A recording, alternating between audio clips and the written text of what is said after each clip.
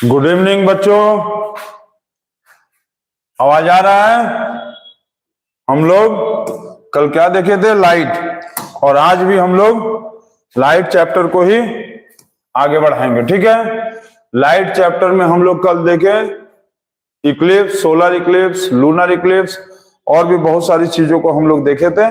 तो आज हम लोग लाइट को उसी के आगे हम लोग देखेंगे। कल हम बताए थे कि शैडो क्या होता है, उसको आज हम लोग बताएंगे। तो सब लोग आ गए हैं? सब लोग आ गए हैं? चलो ठीक है, आ गए सब लोग। तो स्टार्ट किया जाए। जीके के क्वेश्चन से शुरू करें। जीके के क्वेश्चन से शुरू करें। आज मैथ का एक क्वेश्चन देते हैं। ये बताओ कि selling price of 12 egg is equal to cost price of 10 egg. Find the gain और loss percent. Find the gain percent और लॉस परसेंट। इसका आपको आंसर बताना है कमेंट बॉक्स में। आज मैथ के क्वेश्चन से शुरू किया, ठीक है। Selling price of 12 egg is equal to cost price of 10 egg. Find the gain और लॉस परसेंट। ये क्वेश्चन का आंसर आपको सीवी में बताना है, कमेंट बॉक्स में बताना है। तो इसी से स्टार्ट किया जाए आज का हम लोग का क्वेश्चन। स्टार्ट किया जाए। कौन भाई घूम रहा है? जो जहां घूम रहा है घूमने दो। युग आ गए हो? चलो ठीक है, तो स्टार्ट किया जाए।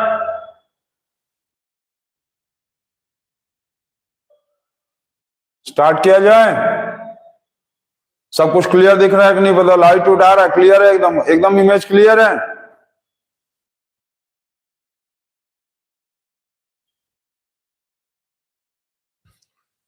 चलो क्लियर है। शैडो से स्टार्ट करते हैं। शैडो क्या होता है ना, तो आज हम लोग स्टार्ट करेंगे शैडो से। तो स्टार्ट किया जाए, ठीक। देखो शैडो क्या होता है, कल हम बताए थे कि शैडो बताएंगे ना। इक्लिप्स बता चुके थे, आज शैडो दे देखो। तो shadow is the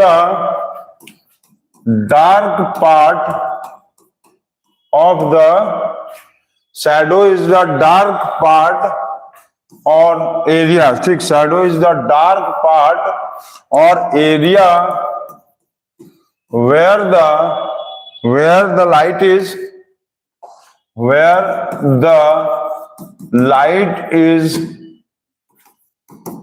blocked by the light source, ठीक।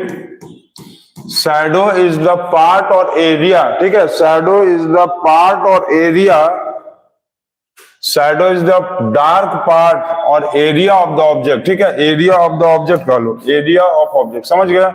Shadow is the dark part और area of object, area of object where, क्या बोले, where the light is blocked by the light source. इसका मतलब ये होता है कि यदि मान लो हम लोग यहाँ पर कोई टेबल रख दिए, ठीक। क्या रख दिए? टेबल रख दिए। यहाँ पर हम लोग एक टेबल रख दिए, ठीक है। टेबल, TABLE, टेबल रख दिए और यहाँ पर हम लोग लाइट को जला रहे हैं। तो जब लाइट को जलाएंगे तो ये लाइट क्या होगा, इधर से जा रहा है, तो यहाँ पर ये क्या होगा, रुक गया ना। यहाँ पर लाइट क्या करेगा, स्टॉप करेगा, क्योंकि ये एक ऑपेक ऑब्जेक्ट है। और ऑपेक ऑब्जेक्ट क्या करता है? ऑपेक ऑब्जेक्ट तो लाइट को पास नहीं करने देगा। ये एक ऑपेक ऑब्जेक्ट है, तो ये तो लाइट को इसमें से अंदर घुस के जाने नहीं देगा। जब ये लाइट को अंदर घुस के नहीं जाने देगा तो क्या करेगा, लाइट जो है यहीं से टकरा के वापस आएगा। यहाँ जैसे यहाँ गया और ये टकरा के यहाँ गया, टकरा के यहाँ गया, टकरा के यहाँ, मतलब रिफ्लेक्ट करके वापस आ रहा है। लाइट जा रहा है, लेकिन इस टेबल के ऊपर क्या हो रहा है, क्योंकि ऑपेक ऑब्जेक्ट है तो लाइट को उस पार नहीं जाने देगा। तो लाइट जाने के बाद क्या होगा, टकरा के वापस आ रहा है। और इसका मतलब क्या है कि ये ऑब्जेक्ट जो टेबल है, ये एक ऑब्जेक्ट है, ये अपना एक डार्क पार्ट, डार्क एरिया, ये डार्क एरिया बनाएगा अपने पीछे। जब लाइट इसके आगे है तो लाइट क्या होगा कि जब जाएगा ना, लाइट देखो ऐसे, लाइट जा रहा, तो टकरा के क्या हो रहा है, वापस भी आ जा रहा है। क्योंकि ये ऑपेक ऑब्जेक्ट है तो लाइट को क्या करेगा, रोकेगा, जाने नहीं देगा। तो इस ऑब्जेक्ट जो टेबल है उसके पीछे वाले एरिया में, बैक साइड में, टेबल के बैक साइड में क्या होगा, टेबल के बैक साइड में यहाँ पर एक डार्क एरिया बनेगा, और ये डार्क एरिया क्या करता है, ये डार्क एरिया क्यों बनता है, क्योंकि ओपेक ऑब्जेक्ट लाइट को ब्लॉक किया, यही लिखा हुआ है। Shadow is the dark part, यही इसका यहाँ पर जो बनेगा, ये क्या बनेगा, यहाँ पर इसी टेबल का एक शैडो बनेगा, परछाई। जैसे हम लोग कहीं खड़े रहते हैं तो हम लोग का परछाई बनता है, तो वो शैडो। और इमेज मतलब प्रतिबिंब होता है, याद रखना, कंफ्यूज नहीं। इमेज का मतलब प्रतिबिंब, जहां दो या दो से ज्यादा रे ऑफ लाइट जाकर आपस में मिलता हो, वो पॉइंट को कहेंगे इमेज। और शैडो क्या है, तो कोई ऑब्जेक्ट यदि कहीं ओपेक ऑब्जेक्ट रखा है तो लाइट जाएगा, उस पर से टकरा के वापस आ जाएगा, और उसी ऑब्जेक्ट के पीछे में एक डार्क एरिया बनेगा, और वो डार्क एरिया क्या है, शैडो है। और ये डार्क एरिया कौन बनाता है, ये ऑब्जेक्ट खुद बनाता है, जिस ऑब्जेक्ट के ऊपर लाइट पड़ रहा था और पार नहीं हो पा रहा था। तो देखो, shadow is the dark part of the और the area where the light is blocked by the light source. तो लाइट को कौन ब्लॉक कर रहा है, लाइट को, ये लाइट, ये क्या है, लाइट सोर्स है ना। ये जो टॉर्च हम लोग जलाए हैं, ये टॉर्च को क्या कहेंगे, लाइट सोर्स। इस टॉर्च को हम लोग कहेंगे लाइट सोर्स, जिसमें से लाइट निकल रहा था उसी को कहेंगे लाइट सोर्स। अब इसमें से जा रहा है और ये ऑब्जेक्ट में टकरा के वापस जा रहा है, तो ये टेबल क्या करेगा, ये ऑब्जेक्ट करेगा, अपने पीछे एक डार्क एरिया बनाएगा, ठीक है। और यही डार्क एरिया क्या कहलाता है, शैडो। ये डार्क एरिया क्या कहलाएगा, शैडो, ठीक, क्लियर। अब देखो, जैसे कि लाइट यहां से जा रहा था इस तरह से टॉर्च में, यहां पर ये टेबल रखा था, तो लाइट यहां से गया तो लाइट ऐसे भी तो जाएगा, लाइट ऐसे भी जाएगा, ऐसे भी जाएगा, ऐसे भी लाइट जाएगा, ठीक है। लाइट इसमें क्या होगा, ऐसे भी जाएगा, ये सब तरीके से जाएगा ना। लाइट तो छितरा तो के जाता है ना, फैल के जाता है। लाइट क्या होता है, छितराते हुए फैलते हुए जा रहा है ना, फैलते हुए जा रहा है। तो इतने दूर के हिस्से में जहां पर लाइट एकदम डार्क पार्ट बनाएगा, मतलब लाइट क्या होगा कि यहां पर इतने दूर में लाइट ये जा ही नहीं पा रहा, तो ये वाला क्या है, डार्क पार्ट है, डार्क पार्ट। तो ये डार्क मतलब ये डार्केस्ट पार्ट हो गया, डार्केस्ट पार्ट ऑफ शैडो। ये डार्केस्ट पार्ट ऑफ शैडो है, और इसी को हम लोग कल क्या हम बताए थे, उम्रा। डार्केस्ट पार्ट ऑफ शैडो को क्या कहेंगे, उम्रा, जहां पर नो लाइट कम्स, यहां पर लाइट आएगा ही नहीं, उम्रा में लाइट जरा सा भी नहीं आएगा, समझिए ना, लाइट जरा सा भी उम्रा में नहीं आएगा। अच्छा, अब क्या है कि कुछ लाइट क्या है, कुछ लाइट यदि देखेंगे तो इधर से इधर चला जाएगा, कुछ लाइट इधर जा रहा है, कुछ लाइट इधर जा रहा है।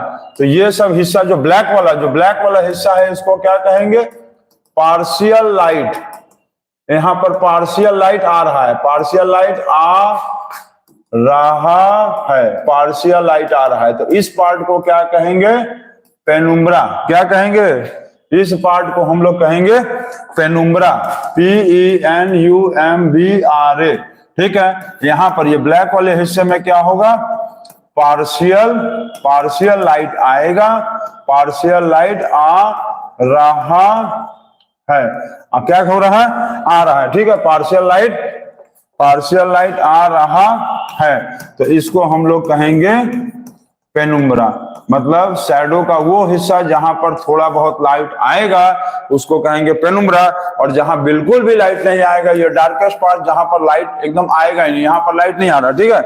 ये जो रेड वाला हिस्सा है, यहां पर लाइट आएगा ही नहीं, तो इसको क्या कहेंगे, उम्ब्रा, ठीक। और शैडो मतलब जहां पर कोई भी ऑब्जेक्ट लाइट को ब्लॉक करता हो और अपने पीछे एक परछाई बनाएगा, उसी को कहेंगे शैडो। और शैडो का दो हिस्सा होता है, शैडो का दो पार्ट है, एक कौन सा था, एक था उम्ब्रा, एक पार्ट था उम्ब्रा और एक पार्ट था पेनुम्ब्रा। और उम्ब्रा क्या है और पेनुम्ब्रा क्या है अभी हम बता दिए, ठीक। उम्ब्रा क्या है, उम्ब्रा मतलब जहां darkest part of the shadow, जहां बिल्कुल लाइट ना आए, और पेनुम्ब्रा क्या है, जहां पर पार्शियल थोड़ा बहुत लाइट आ रहा हो, उसको कहेंगे पेनुम्ब्रा। क्लियर है, क्लियर है। इसमें सब खाली कमेंट में हाई नो ये वो करते रहते हो, पढ़ने पे ध्यान नहीं देते हो, पढ़ो इसको। चलो क्लियर है, ठीक है। अब इसके आगे हम लोग देखते हैं एक टॉपिक, आज हम लोग को देखना है, ये बताओ जो ये कि स्पीड ऑफ लाइट कितना बताए थे ईयर में, speed of light speed of light in vacuum, speed of light in vacuum कितना होता है 3 इंटू 10⁸ मीटर पर सेकंड। याद है, सबको याद है कि नहीं? 3 इंटू 10⁸ मीटर पर सेकंड। एयर में ये होता है ना, तो मान लो हम लोग इसको वैक्यूम में होता है, एयर में होता है 2.98 इंटू 10⁸ मीटर पर सेकंड। एयर में होता है ये 2.98 इंटू 10 मीटर पर सेकंड। और वैक्यूम, वैक्यूम मतलब जहां पर बिल्कुल एयर ना हो, वैक्यूम मतलब नो एयर, वैक्यूम मतलब नो एयर, जहां पर हवा है ही नहीं उस जगह को कहेंगे वैक्यूम। तो speed of the light in vacuum इतना होता है, ठीक है, इतना चलो कल सही है। तो अब ये हम लोग आज कैलकुलेट करेंगे, कैलकुलेशन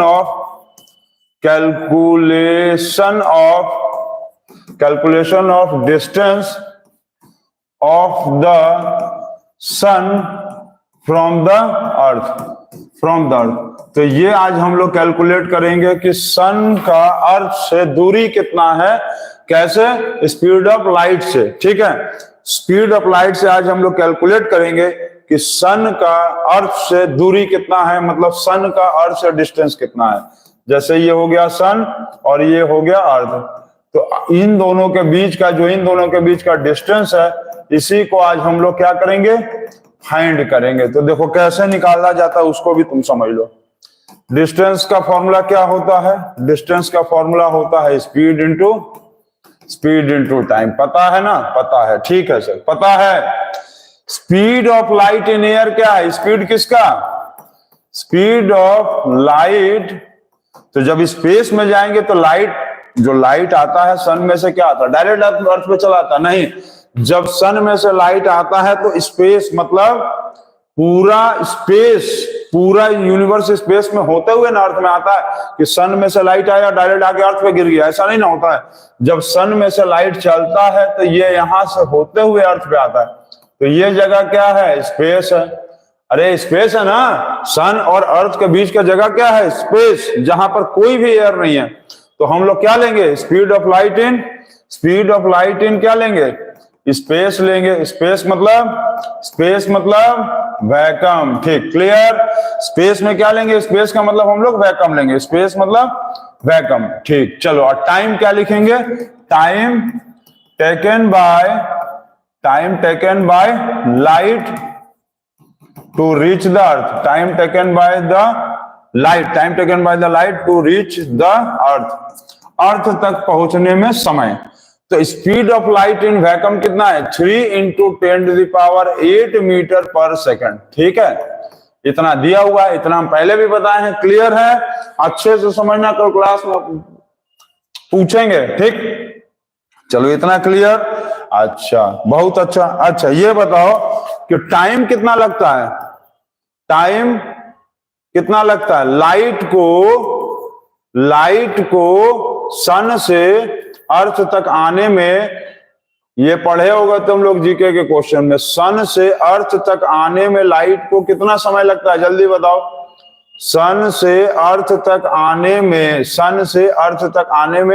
लाइट को लगता है 8 मिनट और 20 सेकंड, ठीक है। 8 मिनट और 20 सेकंड लगता है, 8 मिनट और 20 सेकंड। याद रखना, ये भी एक बहुत इंपॉर्टेंट चीज है।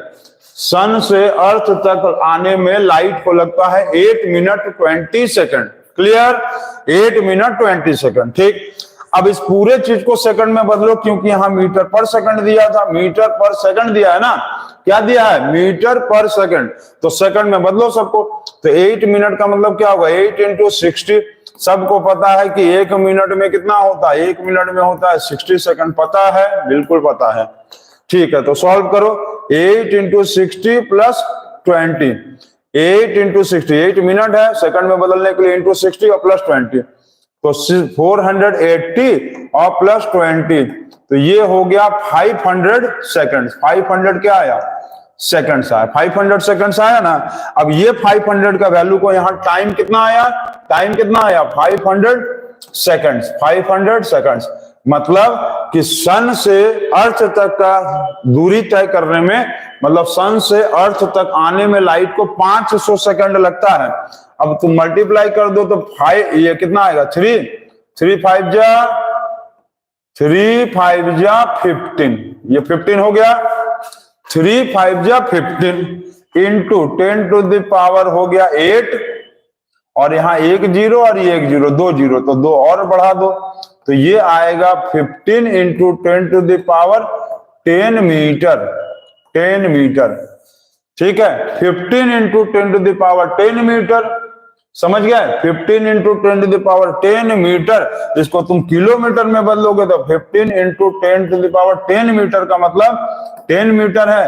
1 किलोमीटर में कितना होता है? 1 किलोमीटर में होता है 1000 मीटर। तो तुम 1 किलोमीटर में यदि 1000 मीटर होता है तो इसको 1000 से डिवाइड कर दो, 1000 मतलब 3 0, समझ है ना? ये मीटर में है, किलोमीटर में बदलना है तो 1000 से डिवाइड कर दो, तो 3 0 है यहाँ, 1 2 3, 1 2 3 काट दो तो यहाँ पर बचेगा 7। देखो क्लियर करो, क्लियर। 10 टू द पावर 7 कितना? 10 टू द पावर 10 है, 10 टू द पावर कितना है यहाँ? एकदम अच्छे से समझ लो, 10 टू द पावर है यहाँ 10 और नीचे है 1000, तो 1 2 3, 3 0 कम होगा ना, तो 3 0 का मतलब हो गया 10 टू द पावर 10 में से 3 0 कम करेंगे तो 10 में से 3 को कम कर देंगे तो 10 टू द पावर 7 आएगा, आएगा ना?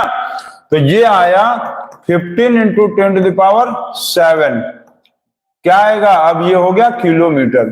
तो इसको हम लोग यदि लिखेंगे तो कितना आएगा बताओ तो? लिखेंगे तो कितना आएगा? सोच के देखो कितना आएगा। देखो 15 लिख के 7 0, 1 2 3 4 5 6 7 किलोमीटर, 1 2 3 4 5 6 7, ठीक है 7। अब इसको काउंट करो तुम, 1 10 100 1000 10,000 लाख 10 लाख करोड़, मतलब 15 करोड़ किलोमीटर। समझ गए? कैसे लिखें? 1 10 100 1000 10,000, देखो 1 10 100 1000 10,000 लाख 10 लाख करोड़ 10 करोड़, ठीक। तो 15 करोड़ किलोमीटर जो आया, ये कहां आया? सन से अर्थ का दूरी। तो सन से अर्थ का दूरी जो आ रहा है वो 15 करोड़ किलोमीटर। क्लियर है? क्लियर है? ये बहुत इंपॉर्टेंट चीज था, ठीक। सन से अर्थ का, जो सन से अर्थ का दूरी देखो हम लोग स्पीड ऑफ लाइट के हेल्प से निकाल दिए ना, तो स्पीड ऑफ लाइट के हेल्प से ही हम लोग बाकी दूसरे प्लैनेट्स का दूरी निकालते हैं।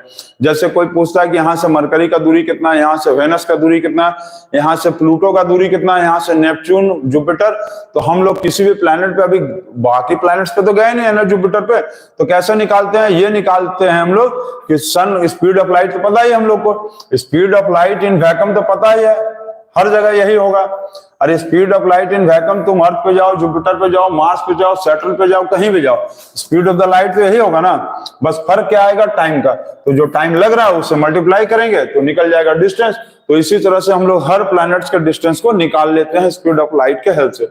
जैसे हम लोग सन से अर्थ के दूरी को निकाले तो कितना आया, समझ आना? 1 10 100 1000 10,000 लाख 10 लाख करोड़ 10 करोड़, तो कितना आया? 15 करोड़ आ गया, ठीक। क्लियर? तो ये हो गया हम लोगों का एक चीज की स्पीड ऑफ लाइट के हेल्प से सन और अर्थ के बीच का दूरी निकालेंगे और बाकी प्लैनेट्स का भी दूरी हम लोग निकाल लेते हैं। क्लियर है? Clear clear clear, very clear very clear very clear. चलो ठीक है। अब उसके बाद देखो नेक्स्ट, चलो जीके का एक क्वेश्चन ये बताओ कि name the lightest gas. GK का कमेंट बॉक्स वाला क्वेश्चन बताओ तो name the lightest gas. Lightest gas का नाम बताना है आपको कमेंट बॉक्स में, ठीक है। लाइटेस्ट गैस का नाम बताना, ठीक। चलो बताते रहेंगे। अब हम लोग पढ़ेंगे components of reflection of light. Components of reflection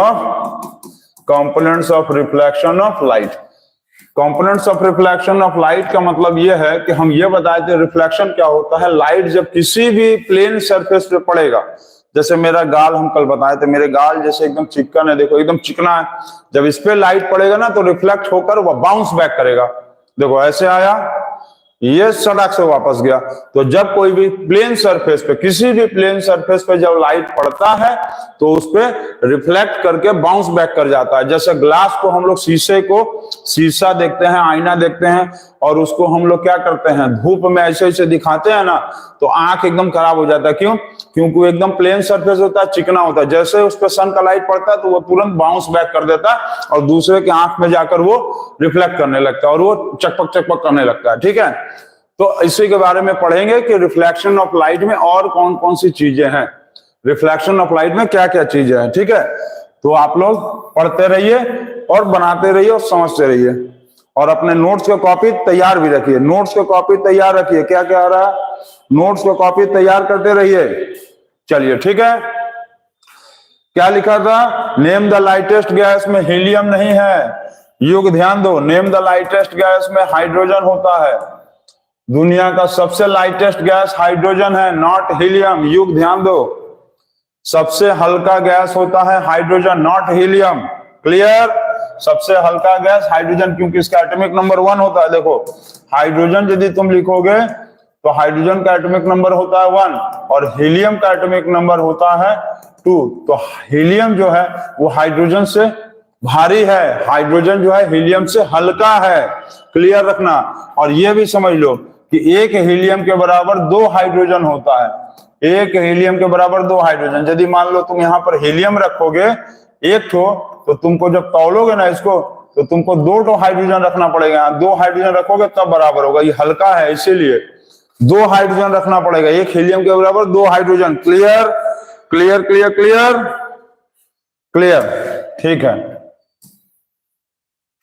clear. अब यहां देखेंगे components of reflection of light. Components of reflection of light का मतलब होता है कि जैसे लाइट मान लो यहां पर आके पड़ा है, ऐसे, ये क्या है, ये प्लेन सरफेस, ये ऐसे है, मान लो ग्लास है। ठीक, हम बताए थे कि यदि मान लो ऐसे करके दिया है ये, तो इसको हम लोग क्या कहेंगे, बैक साइड, पेंटेड साइड है। ये क्या है, पेंटेड साइड, मतलब बैक साइड।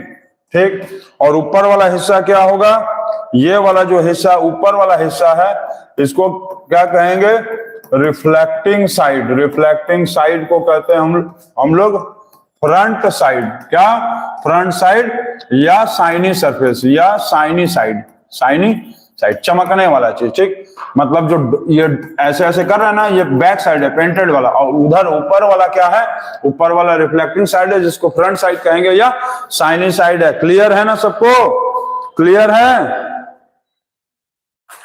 चलो चलो चलो, क्लियर है, ठीक है। अब देखो कि जब कभी भी कोई भी रे ऑफ लाइट, कोई भी रे ऑफ लाइट क्या होता है, जब इस पे ऐसे आके गिरेगा, ठीक है ना, कोई भी रे ऑफ लाइट जब इस पे आके ऐसे गिरता है ऐसे, तो ये वाला जो लाइट है इसको क्या कहेंगे हम लोग, कोई भी रे ऑफ लाइट जब इस पे आके ऐसे गिरेगा ना, तो इस रे ऑफ लाइट को क्या कहेंगे, जल्दी बताओ।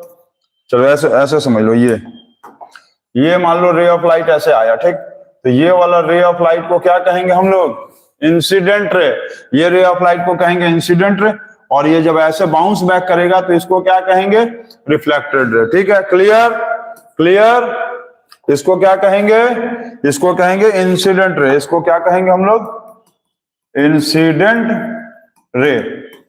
जो बाउंस बैक कर गया, ऐसे कर गया, तो उसको क्या कहेंगे, रिफ्लेक्टेड रे। ठीक है, जो ऐसे आके गिर रहा है, जो किसी भी प्लेन सरफेस पे ऐसे आके पड़ेगा, तो वो इंसिडेंट, और उसके बाद बाउंस बैक करेगा, ऐसे गिरने के बाद वापस चला जाएगा, वो रिफ्लेक्टेड। तो आपको इंसिडेंट रे का डेफिनेशन लिखना है, तो कैसे लिखोगे,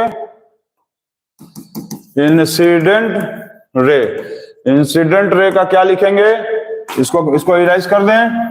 चलो ठीक है, बहुत अच्छा। अब इंसिडेंट रे का क्या होगा, देखो, the ray which strikes the plane surface, the ray which strikes the plane surface,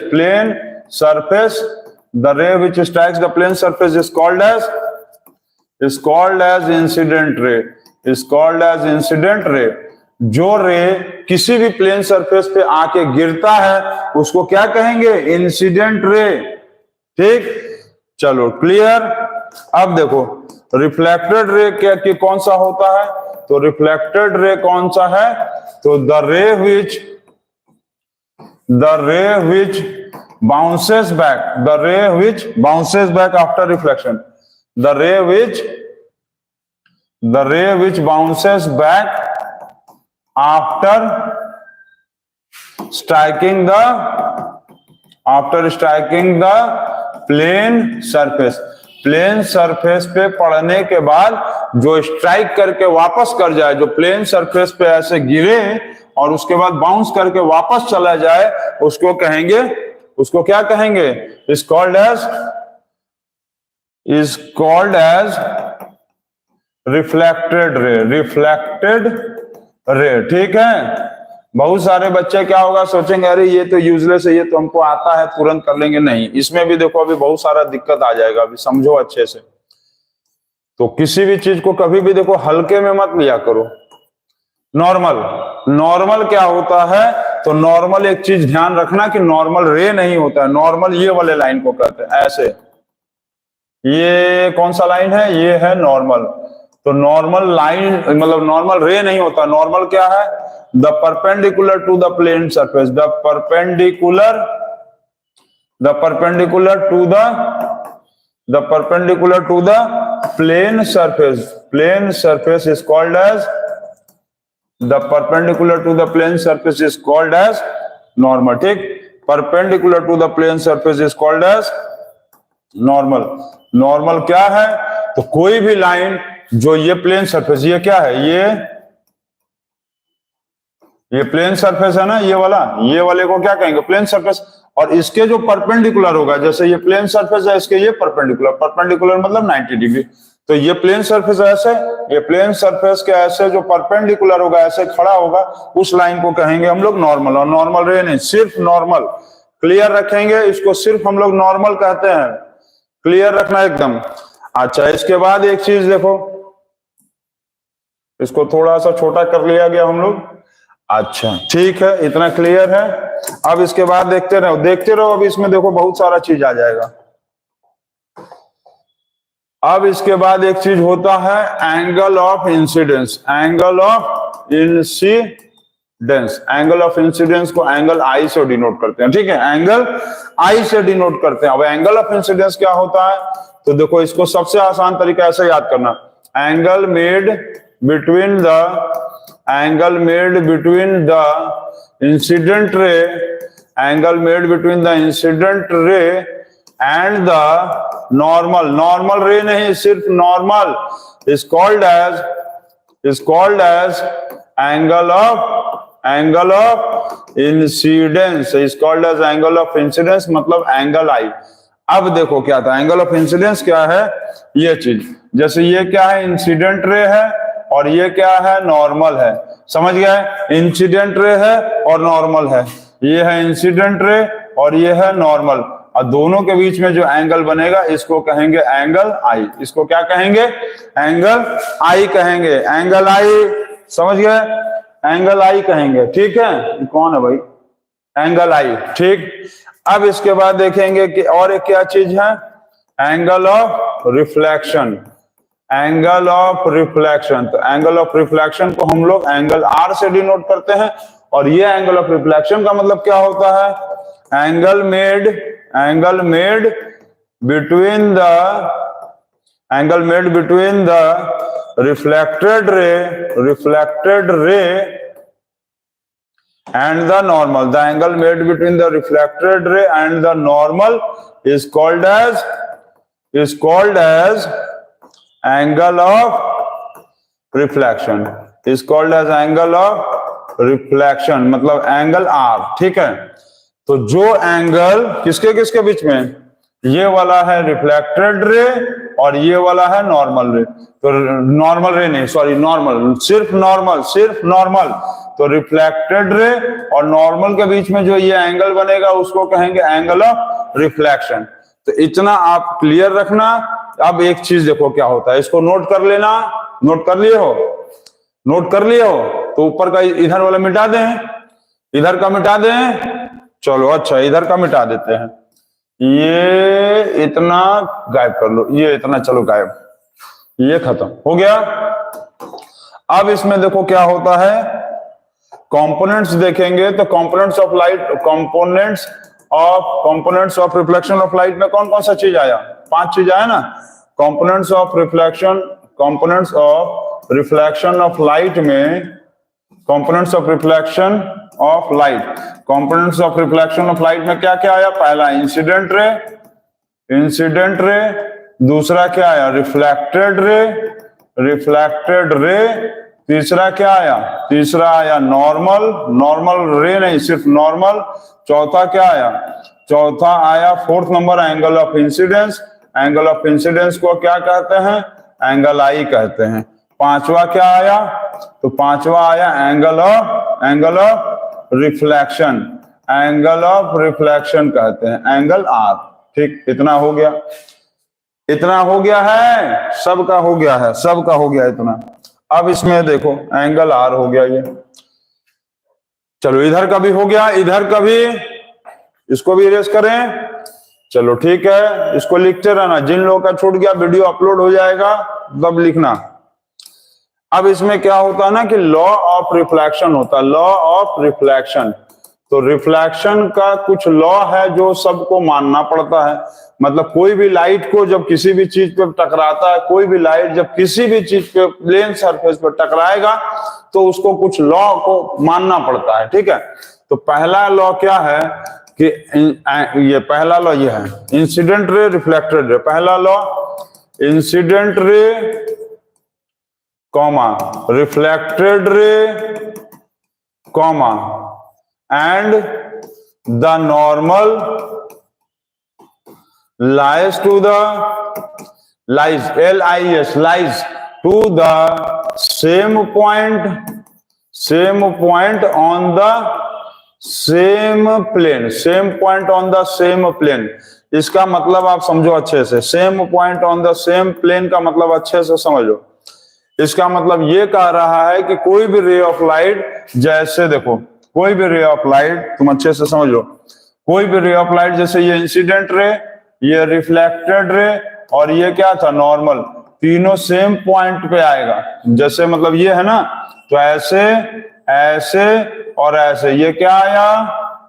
तीनों, इसको कहेंगे सेम पॉइंट, सेम पॉइंट। ठीक, सेम पॉइंट पे आया और ये सेम लाइन पे आया ना, सेम लाइन पे आया तो क्या कहेंगे? Same plane. तो दोनों चीज होना चाहिए, सेम पॉइंट और सेम प्लेन भी होना चाहिए। यदि मान लो ऐसे आता, ऐसे ऐसे ऐसे आ गया, तो इसका मतलब क्या है? सेम प्लेन तो है, सेम प्लेन है, लेकिन ये सेम पॉइंट नहीं आया, क्योंकि ये पॉइंट 1 2 3 पॉइंट अलग अलग हो गया, तो ये रिफ्लेक्शन के लॉ को नहीं फॉलो करेगा। तो ये ध्यान देना कि सेम पॉइंट सेम प्लेन होना जरूरी है। 1 2 3 सेम पॉइंट और सेम प्लेन, सेम पॉइंट ये और सेम प्लेन ये। ठीक है ना, जहां आकर तीनों मिलेगा सेम पॉइंट और ये सीधा लाइन सेम प्लेन, तो दोनों बराबर आना चाहिए, सेम पॉइंट भी होना चाहिए और सेम प्लेन भी होना चाहिए। क्लियर? ठीक। दूसरा लॉ होता है कि एंगल ऑफ जो इंसिडेंस होगा, एंगल ऑफ जो इंसिडेंस होगा वो किसके इक्वल होगा? एंगल ऑफ रिफ्लेक्शन के। एंगल ऑफ इंसिडेंस जो होगा वो एंगल ऑफ रिफ्लेक्शन के इक्वल होगा। मतलब angle I is equal to angle R होगा। समझ गया है? Angle I is equal to angle R. तो लॉ ऑफ रिफ्लेक्शन में 2 लॉ होता है। कौन, कितना लॉ होता है? 2 लॉ होता है। पहला लॉ क्या था? पहला लॉ था कि इंसिडेंट रे, ये वाला इंसिडेंट रे, रिफ्लेक्टेड रे, नॉर्मल, तीनों सेम पॉइंट सेम प्लेन पे होगा। और दूसरा लॉ ये आया कि ये जो एंगल आएगा, ये वाला एंगल आई और ये वाला जो एंगल आएगा एंगल आर। ठीक है, एंगल आई ये वाला, मतलब इंसिडेंट रे और नॉर्मल के बीच में जो एंगल बन रहा है वो क्या है? एंगल आई। क्या है? एंगल आई। ठीक है ना, इंसिडेंट रे रिफ्लेक्टेड, ये incident ray normal, incident ray normal के बीच में जो एंगल बनेगा उसको कहेंगे एंगल ऑफ इंसिडेंस। और रिफ्लेक्टेड रे ये वाला और नॉर्मल के बीच में जो एंगल बनेगा उसको कहेंगे एंगल आर। तो एंगल ऑफ इंसिडेंस और angle of reflection, angle of incidence और एंगल ऑफ रिफ्लेक्शन ये इक्वल होना ही चाहिए। और ये 2 लॉ है लॉ ऑफ रिफ्लेक्शन का। तो इसको आप समझ लिए होंगे, उम्मीद है। बहुत अच्छा, इतना क्लियर है? क्लियर? कौन कौन हाई हाई कर रहा है ये सब कमेंट में? चलो हो गया। अब इसके बाद एक चीज और देखो, एक चीज और अब हम लोग को समझना है। ठीक है, बताएं अब? ठीक है सर, बताइए। तो एक चीज आप ये समझ लो, अब स्पेरिकल मिरर क्या होता है। स्पेरिकल मिरर, स्पेरिकल मिरर कल बताए थे ना? स्पेरिकल मिरर कल बताए हैं कि नहीं, पहले ही बताओ, इतना नोट कर लो। चलो नोट कर लिए, वेरी गुड। अब एक जीके का क्वेश्चन हमको ये बताओ, what is the normal temperature of the human body. GK का कमेंट बॉक्स वाला क्वेश्चन ये बताओ, जीके का, कि what is the normal temperature of, what is the normal temperature of human body, what is the normal temperature of human body, what is the normal temperature of the human body in Fahrenheit, FARENHEIT। Fahrenheit scale पे आपको बताना है human body का normal temperature क्या होता है। और दूसरा कमेंट बॉक्स वाला क्वेश्चन आपको ये बताना है कि मतलब which gas is filled, which gas is filled in the, which gas is filled in the electric bulb. Electric bulb में कौन सा गैस भरा होता है, ये आपको बताना है कमेंट बॉक्स में, कि इलेक्ट्रिक बल्ब में कौन सा गैस भरा होता है। ये दो क्वेश्चन का आंसर आपको बताना है कमेंट बॉक्स में। चलो ठीक है, इसको समझते रहना और बताते रहना, बिल्कुल सही। तो अब एक चीज आप देखो, पेरिस्कोप। पेरिस्कोप क्या होता है? पेरिस्कोप बहुत इंपॉर्टेंट चीज है। पेरिस्कोप क्या है, इसको आपको समझना है, ठीक है? तो इसको आप देखो, जल्दी देखो, पेरिस्कोप क्या है। तो पेरिस्कोप क्या होता है कि इट इज एन पेरिस्कोप क्या है? Is an instrument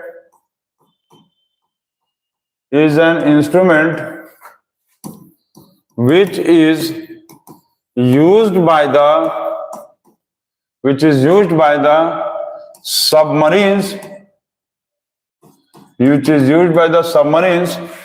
and ships to detect the underwater obstacles, which is used to detect the underwater obstacles। ठीक है, मतलब कि पानी के अंदर में यदि किसी तरह का कोई जानवर है या पानी के तरह का किसी तरह का कोई चीज है, उसको पता करने के लिए हम लोग पेरिस्कोप यूज करते हैं। देखो ये ऐसे होता है, पेरिस्कोप ऐसा होता है, ऐसा, ये है पेरिस्कोप। अब यहां पर जो है ना, ये आईना लगा होता है, ऐसे क्या होता है, ऐसे आईना लगा होता है। ये जो है, ये क्या है, प्लेन ग्लास है। ये क्या है, ये क्या है, तो ये है प्लेन मिरर है, ग्लास नहीं, प्लेन मिरर है, प्लेन मिरर एट 45 डिग्री।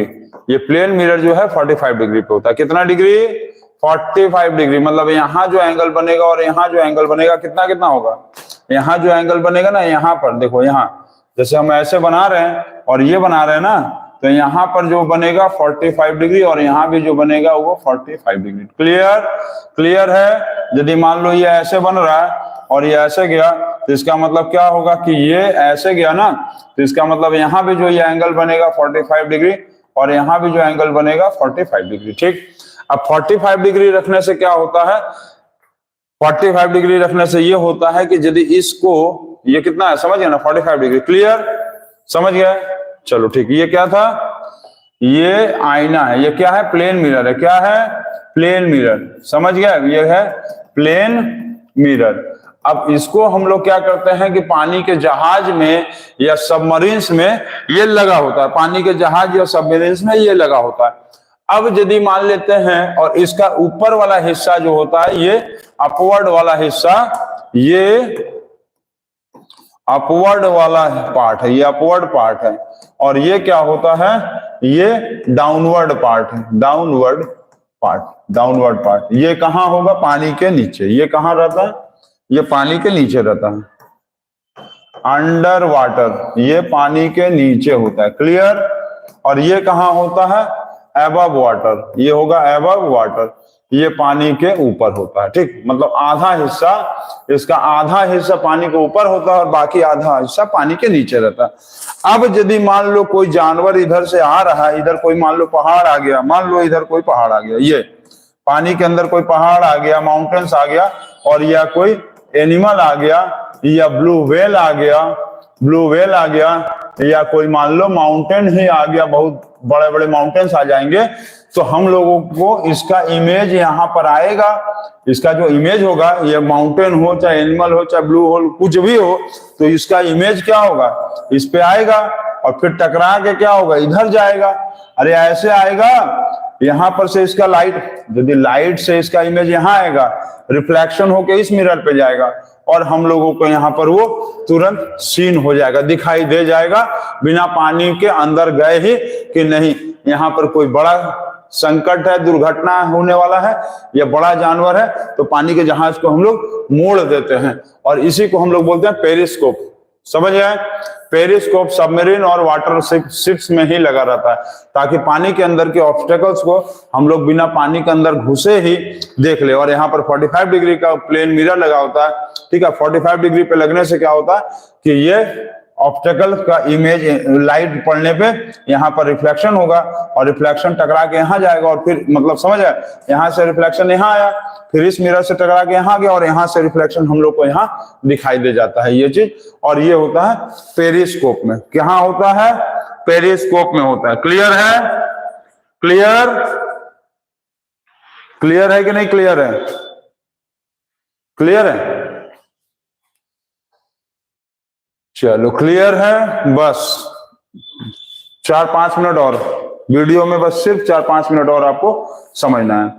तो चलो हो गया, इतना नोट कर लेना। Very good.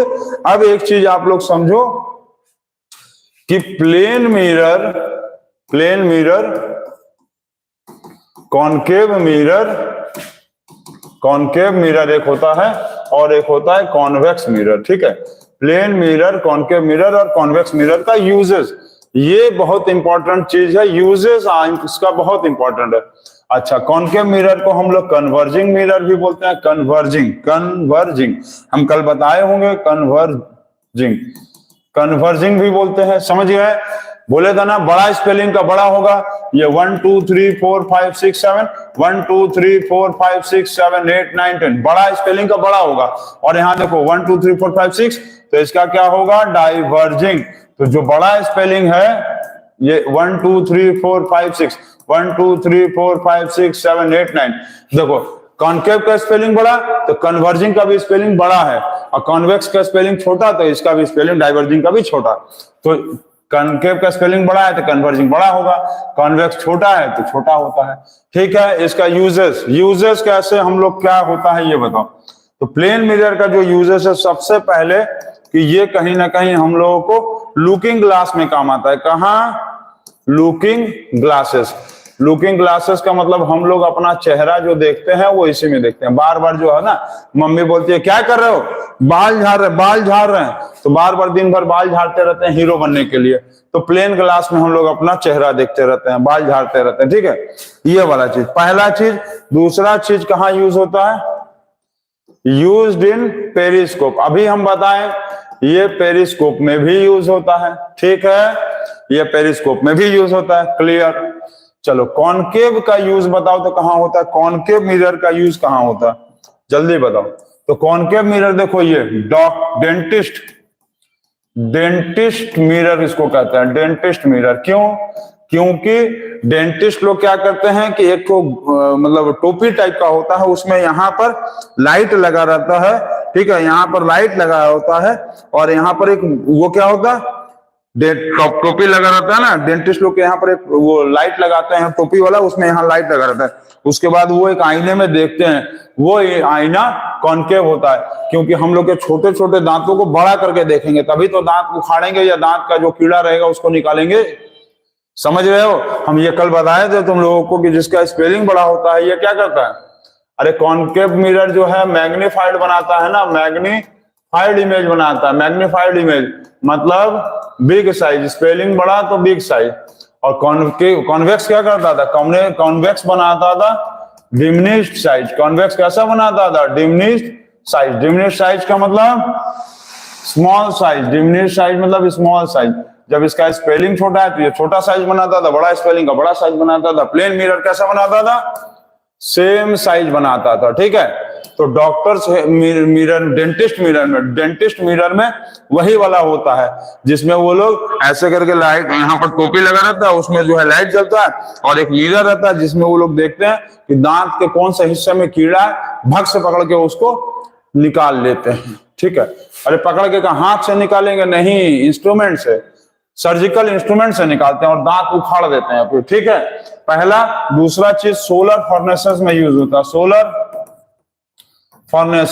फर्नेसेस का मतलब जो भट्टी होता है, सोलर भट्टी जो सोलर एनर्जी से चलता है, भट्टी। फर्नेसेस का मतलब क्या होता है? फर्नेसेस का मतलब FURNACS, ठीक है। क्या है? Solar furnace. सोलर फर्नेस का मतलब है भट्टी, ठीक है। जो भट्टी सोलर एनर्जी से चलता है तो उसके चारों तरफ, सोलर एनर्जी से जो भट्टी चलता है ना, उसके चारों तरफ कॉनकेव मिरर लगाते हैं ताकि ढेर सारे लाइट को क्या करे, वो एक जगह लाकर कंसंट्रेट करे। हम बताए थे ना कि कॉनकेव मिरर ऐसा होता है, ढेर सारा लाइट जब एक जगह आकर यहाँ मिलता है तो क्या करते हैं कि जैसे यहाँ से सब जगह से सोलर लाइट को ले आते हैं और एक जगह कंसंट्रेट कराते हैं यहाँ पर सोलर फर्नेस में, ताकि यहाँ पर आग लग सके, मतलब आग जो है ज्यादा जल सके और किसी चीज को भट्टी में पकाया जा सके, ठीक है। सोलर फर्नेस क्लियर है। अच्छा, इसको हम लोग सेविंग मिरर में भी यूज करते हैं।